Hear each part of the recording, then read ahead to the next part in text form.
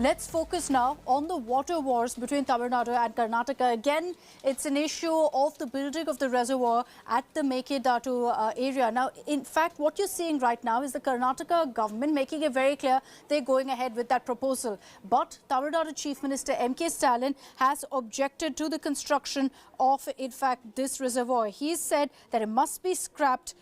M.K. Stalin has written to his Karnataka counterpart and said that this project will impact the water quota and that's due to Tamil Nadu, and it will adversely impact the Tamil Nadu farmers.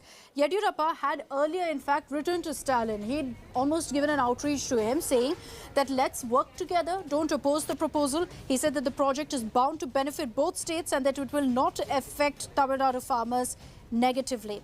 This is a 9,000 crore rupees project along the Mekedatu, which remains a long-standing point of friction between the two states. Let me take this back across to Nolan Pinto for the latest. So, Nolan, you had the Karnataka Chief Minister almost, issuing some sort of an outreach to the Tamil Nadu Chief Minister, saying this shouldn't be a bone of contention anymore. But it's clearly going to be, because Tamil Nadu has made it clear they're not for it. And what we've been seeing since then is many strong statements from the Karnataka government on this issue.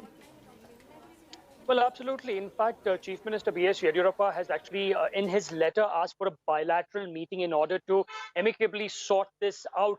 But in the letter that was sent by the Tamil Nadu Chief Minister, he's neither accepted nor rejected the idea for a bilateral meeting to sort this issue out. Now, what Karnataka says is that, according to what was awarded by the Apex Court in February 2018, that Karnataka can use 4.75 TMC feet of water for drinking as well as domestic purposes, basically to sort out the issues in Bengaluru.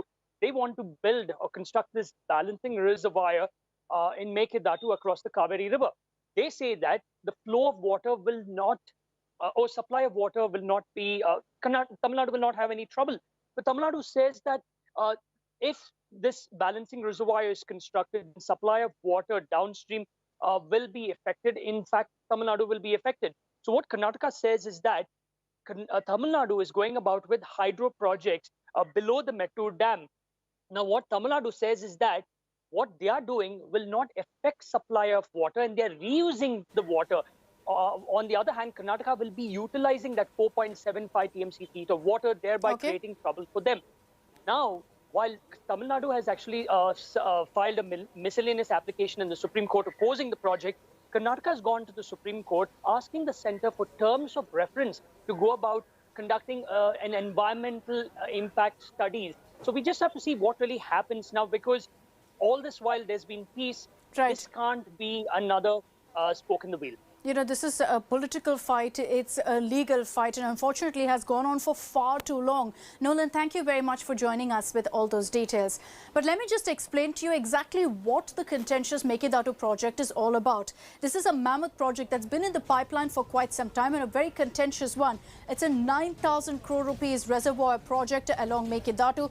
The proposal is essentially to build a reservoir over the Kaveri River that flows from Karnataka to Tamil Nadu.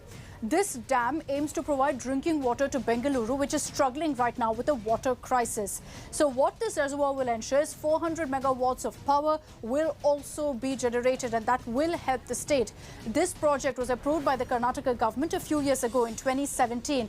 The Tamil Nadu government is dead against it. They approached the Supreme Court against the project in 2018, saying that our farmers will be adversely impacted. But Karnataka in turn assured that this project will not affect water flow to Tamil Nadu, that it will continue as seamlessly as it has been now, and that's why they're saying this project should be allowed. Now, this has been a very, very contentious issue for the last many years, and now with the latest face-off, both states have approached the courts. They both have approached the Supreme Court saying their substantive stance on this particular issue. Karnataka wants to go ahead. Tamil Nadu saying don't allow such a project.